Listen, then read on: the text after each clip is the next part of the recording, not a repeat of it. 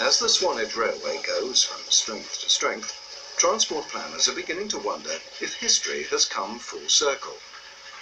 Swanage and Corfe Castle, I think, would be subject to even worse depredations of the motor car if the railway were not there. It's a pity that this hasn't happened in other parts of the country. But it is very important for the future around here to keep the greenery and to minimise the effect of traffic.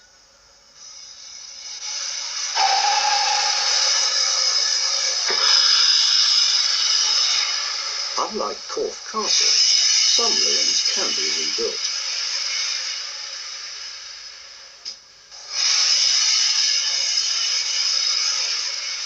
As if by magic, a mechanical miracle moves under its own steam for the first time since the 60s. The men who rebuilt it are at the controls.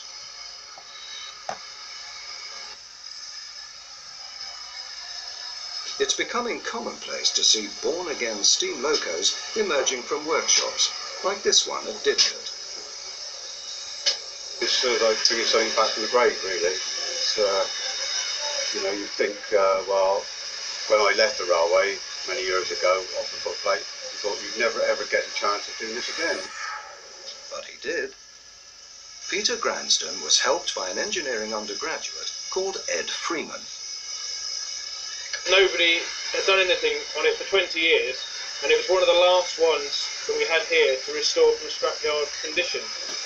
And I found this huge heap of parts that had filled up nearly the entire shed with parts, and I decided that we had all the bits.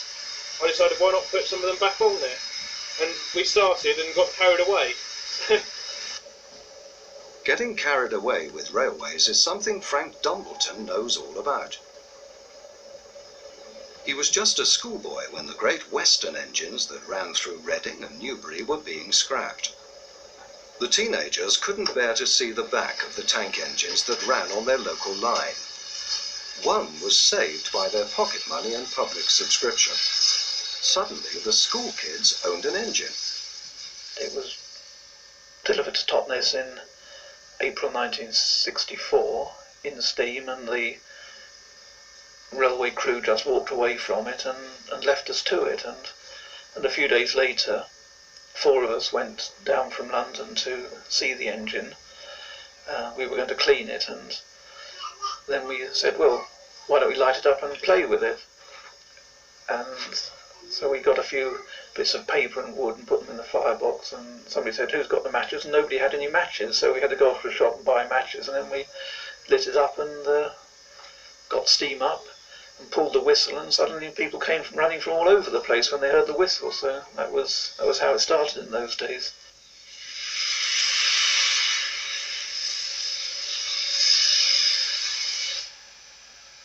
Since then, the Great Western Society has gone on to bigger things. An express engine of the Castle class is prepared for a test run after an 8-year rebuild. Its emergence from the workshop leaves room for yet another basket case. This rust bucket may look like Mission Impossible, but they'll make it good as new.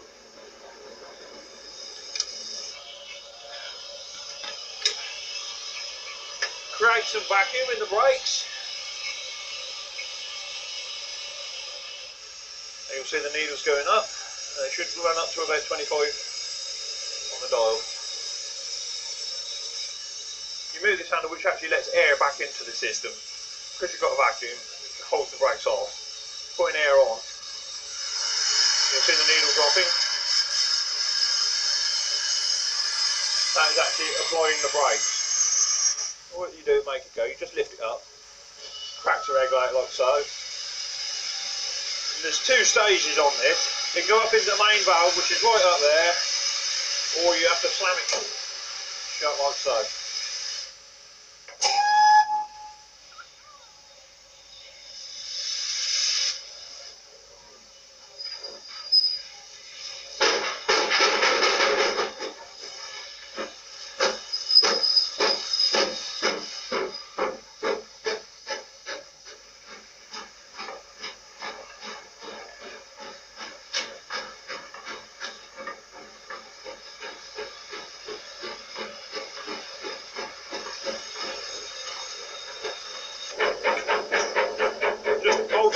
reverser, which is the equivalent of the gear in a car.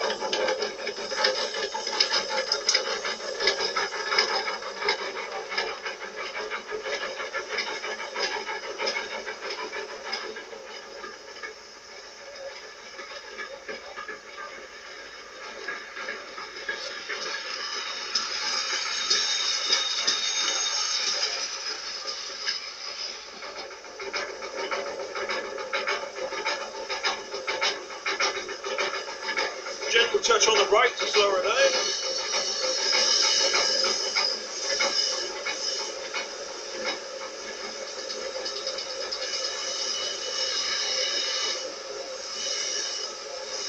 Gently does it.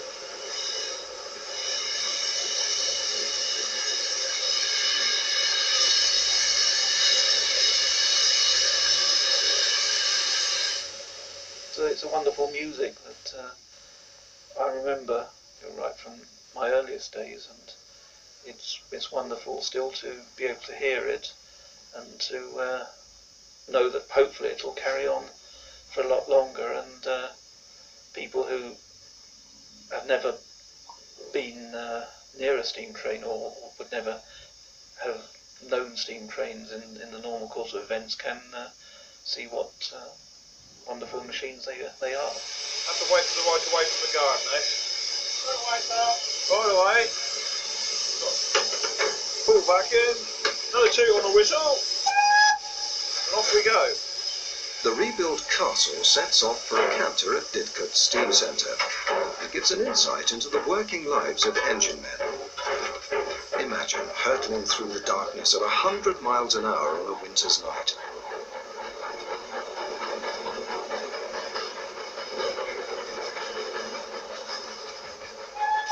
It was withdrawn from traffic 1st of January 1990, since when it's undergone a fairly extensive and expensive overhaul. And today, as you say it, is the end product, and it's on its first public out day back in traffic. A castle on a regular working would achieve 100 miles an hour quite happily. They were more suited to the 70s and 80s than that. But along the Great Western Main Line, which is through here at Didcot and that, it's dead flat, and they can easily race along there. For the moment, the engine is a caged tiger, fenced off from the main line. Gently touching the brakes now. Ease into the platform.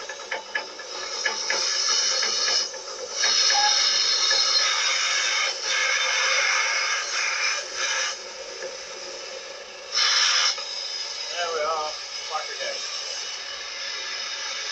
Back again. Engine number 5051 joins scores of other locomotives herded together in the steam zoos around the country, including express heavyweights like King Edward I. The one thing their keepers want is to help them escape onto the main line. And sometimes they do escape.